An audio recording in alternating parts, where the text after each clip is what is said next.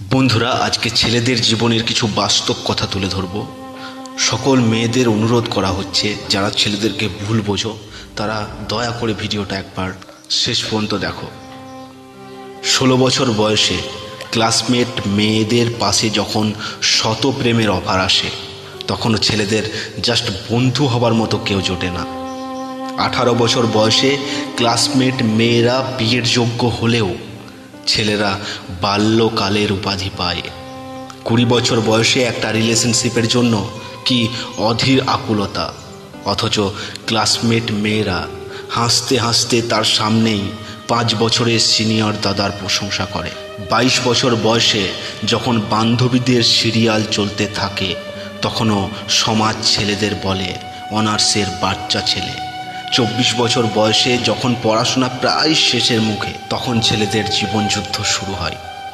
নেশাগ্রস্ত, হতাশগ্রস্ত যাই হোক না কেন, যে ছেলেটার নিজের চালচুলো নেই, তাকেও যেন বহুবার ভাবতে হয় ইনকাম না করলে খাবে কি। তাকেও দায়িত্ব নিতে হবে সংসার, বউ, বাচ্চা। নীরব কান্নায় কাউকে খুঁজে না পেলেও একটা সমাজ, আত্মীয় স্বজন, পরিবার ঠিকই মনে করিয়ে দেবে ছেলে কি করে। প্রতিষ্ঠিত তো অনার্সে মাস্টার শেষ মেয়েটার জন্য শত বিয়ের অপশন পরিবার দিলেও ছেলেটার সামনে একটাই অপশন, কিরে কবে চাকরি পাবি।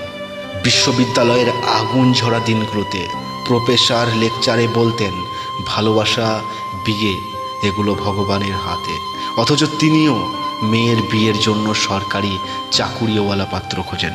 চাকরি করে ভাই বোনদের সেটেল করাতে, কিংবা বাবার হাতকে শক্তিশালী করাতে, অথবা ঘরবাড়ি একটু গুছিয়ে নিতে। কখন যে বয়স পেরিয়ে যায় ছেলেটা বুঝতেও পারে না। এতদিন পরে একটু সচ্ছল সুন্দরী মেয়ে খুঁজলে যেন অনেকেই বলে ওঠে ছেলেটা তো বুড়ো হয়ে গেছে। বিয়ের পর পরিবার আর বাচ্চার কথা ভাবতেই পাড়ি দেয় বিদেশে। হাত পুড়িয়ে রান্না, একাকিত্ব নিয়েই চলে জীবন যুদ্ধের লড়াই।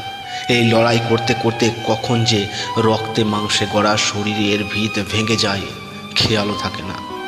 বাবা মার মুখ উজ্জ্বল করতে যে ছেলেটা ছোট্টবেলায় স্বপ্নগুলো দেখে, সংগ্রামের যৌবনকাল আর শেষ বয়সে এসেও সন্তানের ভবিষ্যৎ উজ্জ্বল করতে যুদ্ধ যেন আর শেষ হয় না। তবুও মেয়েরা বলে ছেলেরা কত স্বাধীন। এত কিছু করার পরও মেয়েরা বলে ছেলেরা ভালোবাসতে জানে না। তো বন্ধুরা, আমি যে কথাগুলি তোমাদের সামনে তুলে ধরেছি, আশা করি সবাই বুঝতে পেরেছো। যদি ভিডিওটি ভালো লাগে তাহলে আমাদের ইউটিউব চ্যানেল শিউরিকোনা সাবস্ক্রাইব করো, আর কেমন লেগেছে কমেন্ট করে জানিও। নতুন ভিডিও পেতে নোটিফিকেশন বাটনে প্রেস করে রেখে দাও। ইন্সপিরেশন স্পিকার ছিলাম আমি, সাগরদীপ পড়াই। Thank you. আবার দেখা হবে নতুন ভিডিও।